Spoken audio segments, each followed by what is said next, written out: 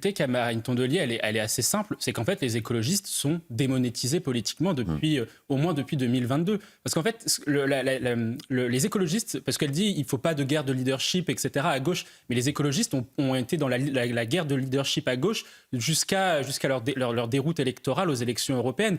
Et ils ont toujours dit la chose suivante, c'est-à-dire qu'en fait, dès lors qu'il y avait une alliance, comme l'a rappelé Arthur de Vatrigan, la gauche s'est toujours alliée et les écologistes sont les premiers à faire des tambouilles politiques pour sauver des postes. On se souvient notamment de l'accord politique qu'ils ont passé avec le Parti socialiste en 2012 avec François Hollande pour récupérer un certain nombre de circonscriptions et avoir un groupe à l'Assemblée nationale. Les écologistes aujourd'hui sont démonétisés politiquement parce que d'une part sur le plan idéologique, ils ont perdu toutes les batailles sur lesquelles ils se sont lancés, c'est-à-dire la production, ils étaient pour la désindustrialisation, les Français sont plutôt pour réindustrialiser le pays. Ils étaient contre le nucléaire, ils nous ont expliqué pendant des années qu'il fallait réduire les centrales nucléaires, fermer les centrales nucléaires. Les Français sont pour des centrales nucléaires et ils sont contre les agriculteurs alors que les Français soutiennent massivement les agriculteurs. Donc sur le plan intellectuel, ils ont perdu et sur le plan politique, ils ont pris des claques électorales au moins depuis 2020. Parce qu'en fait, en 2020, quand ils font les municipales et quand après 2019, ils avaient le score de Yannick Jadot en 2019 avec 13%,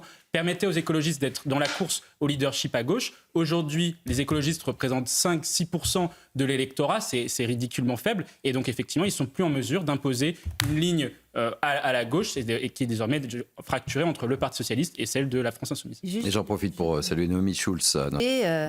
Par les athlètes là, des Jeux Olympiques qui arrivent la semaine prochaine. Un petit commentaire de Mathieu. Vous jetez à l'eau pour commenter.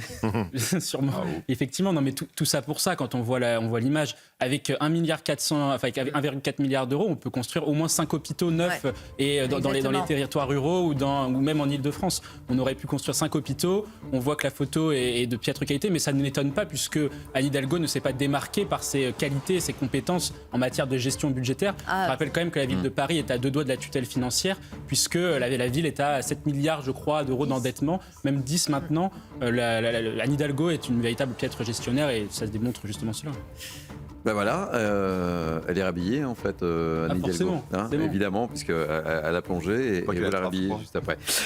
On va parler de la gauche et du nouveau Front populaire. Là, ça se déchire, mais vraiment. Et je vais vous faire écouter en longueur Marine Tondelier qui s'est littéralement lâchée chez nos confrères. Là, au moins, on est prévenu. Ça peut durer quelques semaines. Il n'a pas osé dire quelques mois. Et ça risque de durer. Hein. Toute la question, effectivement, elle est sur la durée. Quand on regarde en fait un point en droit, justement, on voit qu'effectivement le gouvernement démissionnaire peut tenir, en tout cas sur la Ve République, quelques jours, puisque le gouvernement en fait, est privé de parole politique et ne fait qu'expédier les affaires courantes. C'est la tradition républicaine qui veut ça. On a au moins 2 exemples qui sont dans la Ve République. C'était 1981, où justement, il y avait eu François Mitterrand se posait la question de nommer des communistes dans son gouvernement, ce qu'il a fait finalement. Et donc, il y avait eu 8 jours, je crois, de tractation.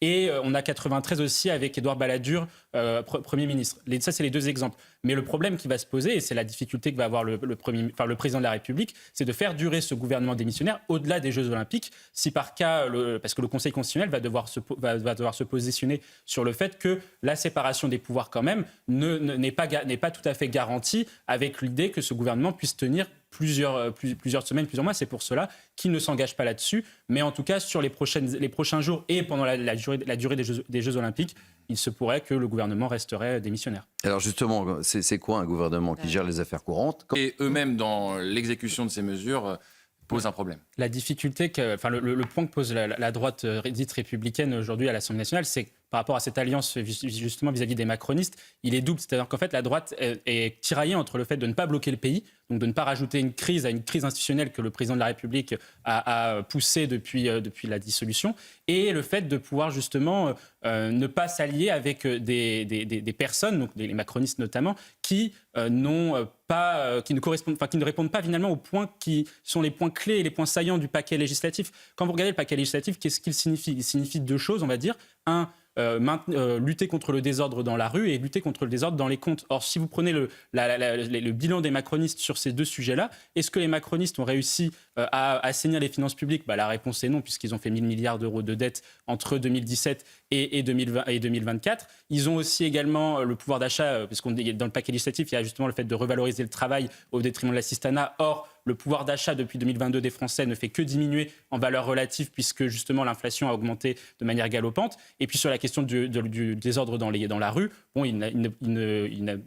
personne ne doutera justement des résultats d'Emmanuel Macron et de Gérald Darmanin sur ce sujet-là, puisque l'insécurité est toujours plus galopante. Et puis sur les sujets migratoires, le bilan présidentiel est aussi également très négatif. Allez, les amis, vous avez pris vos maillots de bain ou pas, non Je vous amène pas à la plage. Je vais vous amener sur les bords de Seine. Plutôt les néoprènes.